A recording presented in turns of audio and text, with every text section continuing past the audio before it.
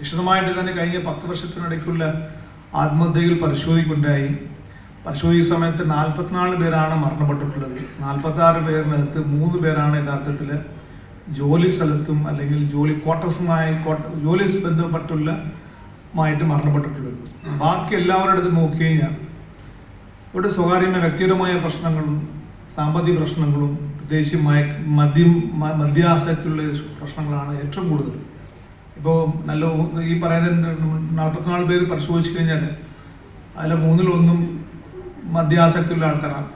ചിലരുടെ അടുത്ത് നോക്കി കഴിഞ്ഞാൽ ജന്മനാ തന്നെ കുടുംബപരമായിട്ട് തന്നെ ഒരു പാരമ്പര്യമായിട്ടുള്ള ഈ ആത്മഹത്യ ഒരു ടെൻഡൻസി ഉള്ള ആൾക്കാരാണ്. അപ്പോൾ ഇങ്ങനെ ആൾക്കാർക്ക് റിസ്ക് ഫാക്ടേഴ്സ് ഉള്ള ആൾക്കാർക്ക് കണ്ടെത്തി അവർക്ക് വേണ്ടി ഒരു ക്ലാസ്സും മോട്ടിവേഷണൽ ക്ലാസ്സും ശരിക്കും നമ്മൾ അവരെ കൗൺസിലിംഗ് കൊടുത്ത് ചികിത്സിക്കേണ്ടത്.